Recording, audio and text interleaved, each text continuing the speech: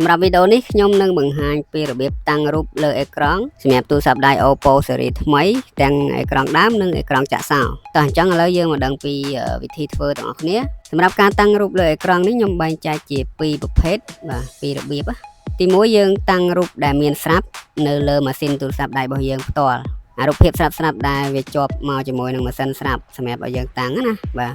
ហើយទី2គឺយើងតាំងរូបដោយប្រើរូបថតឬក៏រូបភាពដែលនៅក្នុងកម្មវិធីរូបថតទូរស័ព្ទដៃរបស់យើងណាបាទតោះអញ្ចឹងយើងមកដឹងពីរបៀបតាំងរូបដែលមានស្រាប់នៅលើម៉ាស៊ីនទូរស័ព្ទរបស់យើងជាមុនសិនសម្រាប់ការតាំងរូបដែលមានស្រាប់យើងគ្រាន់តែសកត់ទៅលើអេក្រង់ទូរស័ព្ទដៃរបស់យើងមកកន្លែងណាទលាកុំឲ្យប៉ះអក្សរឬក៏ប៉ះកម្មវិធីណាឧទាហរណ៍ដល់កន្លែងនេះទលាអញ្ចឹងយើងសកត់ទៅលើកន្លែងហ្នឹងមកអូខេ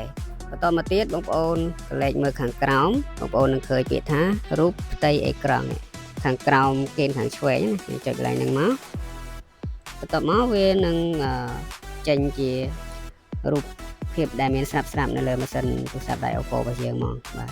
អញ្ចឹងយើងចង់ដាក់តាំងរូបមួយណាយើងរើសមកបាទអូខេវាមាននៅចំហៀងយ៉ាងទៀតបាទអញ្ចឹងចង់ដាក់តាំងរូបមួយនេះចុចទៅលើរូបមួយនឹងហើយយើងចុចអនុវត្តចំពោះឬក៏ apply អូខេអញ្ចឹងកន្លែងនេះគេសួរយើងថាយើងចង់តាំងរូបចាក់សោលើអេក្រង់ឬក៏តាំងនៅលើអេក្រង់ដើមរបស់យើងបើសិនជាយើងចង់តាំងទាំងពីរយើងចុចទៅលើអេក្រង់ចាក់សោនិងអេក្រង់ដើមប៉ុន្តែបើសិនជាយើងចង់តាំងទៅលើអេក្រង់ចាក់សោឬក៏តាំងទៅលើអេក្រង់ដើមទេយើងចុចខាងលើពីរនេះបាទអញ្ចឹងខ្ញុំចង់ដាក់តាំងទាំងពីរទាំងអេក្រង់ចាក់សោនិងអេក្រង់ដើមអូខេចុចអេក្រង់ចាក់សោនិងអេក្រង់ដើមហើយយើងចុចអនុវត្តឬក៏ apply ណាអង់គ្លេសបាទតែប៉ុណ្ណឹងគឺរួចរាល់ហើយបាទឃើញទេពេលដែលយើងចាក់សោមកក៏វាលោតរូបនឹងដែរបាទបងប្អូនយល់ណាកន្លែងហ្នឹងអូខេអញ្ចឹងសម្រាប់ការតាំងរូបដែលមានស្រាប់លើទូរស័ព្ទរបស់យើងគឺប៉ុណ្ណឹងហើយឥឡូវយើងមកដល់របៀបទី2របៀបទី2គឺយើងតាំងរូបដោយប្រើរូបថតដែលយើងបានថតណាឬក៏រូបដែលយើងមាននៅក្នុងកម្មវិធីរូបថតបាទអញ្ចឹងយើងចុចកន្លែងកម្មវិធីរូបថតរបស់យើងមកបន្ទាប់មកយើងចុចទៅលើបើករូបនឹងឲ្យធំមកហើយយើងចុចកន្លែងសញ្ញាចុច3នេះកន្លែងពាក្យថាច្រើនទៀតឬក៏moreបន្ទាប់មកយើងចុចទៅលើកំណត់ជារូបផ្ទៃអេក្រង់បាទចុចកន្លែងហ្នឹងមកហើយកន្លែងនេះគេសួរដូចតែមិញដែរទេបើសិនជាយើងចង់កំណត់តែនៅលើអេក្រង់ចាក់សោតើយើងចុចចាក់សោបានវាឃើញយើងយកខាងលើមកប៉ុន្តែបើសិនជាយើងចង់ដាក់តែអេក្រង់ដើមអេក្រង់ដែល